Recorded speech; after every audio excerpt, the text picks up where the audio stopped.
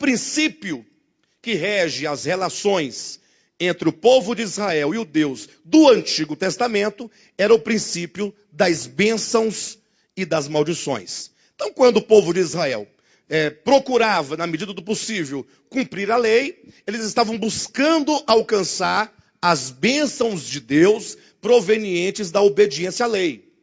E quando eles transgrediam a lei, eles estavam cientes de que eles receberiam, como consequência de sua transgressão, as maldições previstas no pacto do Sinai. Bem, mas isso faz parte do antigo pacto, faz parte do Antigo Testamento.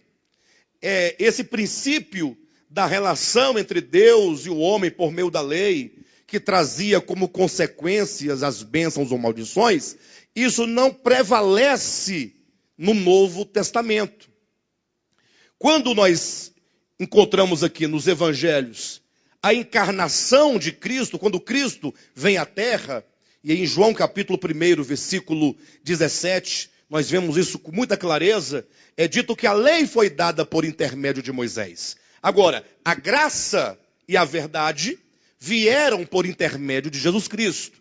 Então, no Novo Testamento, o princípio que rege as relações entre Deus e o seu povo não é o princípio da lei, e nem o princípio das bênçãos e maldições provenientes da obediência ou desobediência da lei. Não. Pelo contrário, o princípio que agora rege a relação de Deus com o seu povo é o princípio da fé na pessoa do Filho de Deus, que é Jesus Cristo encarnado. Então, quando nós colocamos que o princípio é a fé na pessoa de Cristo, você tem a fé e a graça, porque Cristo é aquele que trouxe a graça e a verdade. Ou seja, Cristo é a corporificação da graça de Deus, das misericórdias de Deus, da bondade de Deus, de sorte então que essa fé na pessoa de Cristo implica que você então toma todas as obras justas de Cristo, todo o seu andar perfeito, toda a sua santidade, a sua pessoa humana sem pecado, você recebe-o como a sua justiça, a justiça de Cristo, que é Ele próprio, nos é imputada pela fé. E agora então as bênçãos de Deus no novo pacto, no Novo Testamento, não depende da minha desobediência ou da minha obediência, que seja. Ou melhor, as maldições do Antigo Testamento não podem mais me alcançar, ou alcançar aquele que crer em Jesus. Por quê? Porque conforme em Gálatas capítulo 3, o Cristo de Deus se fez maldição em o nosso lugar, sofrendo ele, portanto, no lugar do homem, todas as imprecações do pacto do Sinai.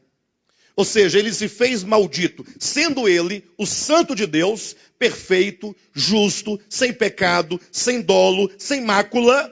Ele recebeu as maldições que cabiam aos pecadores que agora creem nele. Os irmãos entenderam? Então agora o princípio que rege a relação entre o homem e Deus no Novo Testamento é o princípio da fé e da graça, ou da fé na pessoa graciosa de Cristo e a sua obra. De sorte então que a epístola de Paulo aos Gálatas ela foi escrita com esse fim, de instruir, de orientar a igreja, de que não permitisse absolutamente que os líderes de então, da época, sobretudo os falsos líderes, que fossem os falsos pastores, porque os falsos mestres e falsos pastores não são próprios ou exclusivos do nosso tempo. Desde o primeiro século, que há os falsos apóstolos, falsos mestres, que já entravam sorrateiramente nas igrejas com o fim de deturpar o evangelho. Então Paulo escreveu esta carta de Gálatas, tanto quanto outras epístolas, para ensinar à igreja qual é o princípio de relacionamento entre Deus e o seu povo na era do Novo Testamento.